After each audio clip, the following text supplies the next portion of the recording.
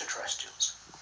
Now, other researchers and whistleblowers have spoken about the same thing, and this is fascinating in itself. But what Admiral George Hoover said the biggest secret really was, it had to do with the abilities and the power of the consciousness of these travelers. Because they were us from the future, what the military authorities had found out was what humans are really capable of.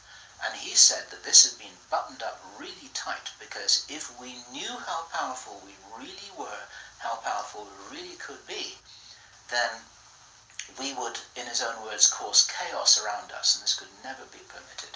We could rearrange the reality around us in the way that we wanted to, in the way that, if this is real, that the future humans have learnt how to do, which gives them access to these sorts of incredible abilities, such as time traveling.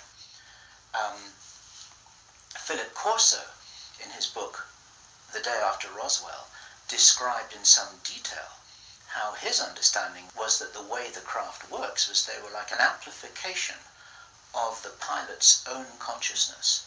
It was their consciousness, it was their ability to travel and bilocate that was amplified by the craft, and that actually all of these abilities are basically abilities connected with the consciousness of the beings themselves. And if they are us, this is the message for all of us here. We're being deliberately dumbed down.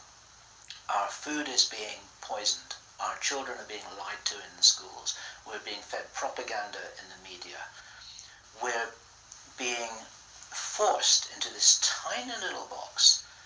We're being kept busy with game shows and ball games, and we are discouraged from really finding out what it is that is our heritage on this planet. Eric von Däniken has just published a book which is called History is Wrong.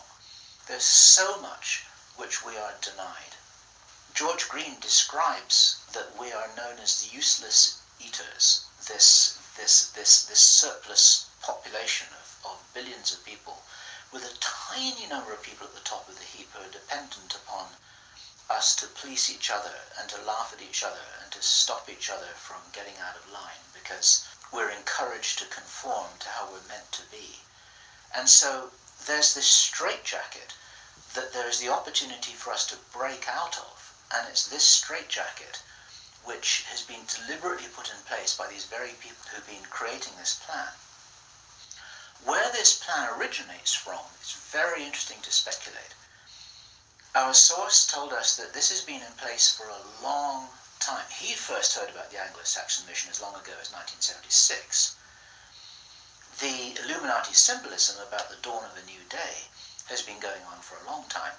Many people think that this plan requires such a superhuman level of intelligence and strategic understanding, and is so ruthless and so cold, that the logic suggests, and David Icke says this, Jordan Maxwell says this, we say this ourselves with full agreement, that this didn't come from a human source.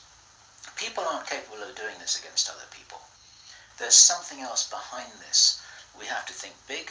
We have to think from the highest spiritual viewpoint that we possibly can do. That these people shouldn't be fought. What must happen is we just withdraw our consent from these things that are being done to us, from this plan that we're part of, and as I was saying just before, if you're in the military or if you're in intelligence services, withdraw your consent from this, because these plans can't happen without it. There's something about the Illuminati and the way that they're operating that is very limited. They're using force, they're in a box, they're trying to counter what everybody I know is recognizing and referring to as a huge expansion of consciousness all over the world, an expansion of awareness. We get emails every day from people, often very young people, who are saying, I can really see what's happening in the world. Tell me what to do about this, but I'm ready. I'm ready to do something. I'm ready to do whatever it was that I came here for. I don't know what that is yet, but I know that we've got big problems.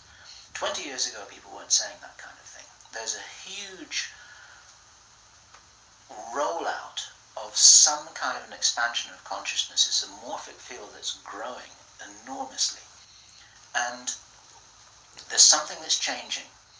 And my personal belief is that this is certainly being supported by benevolent non-human agencies, let me put it this way, who know about this kind of plan.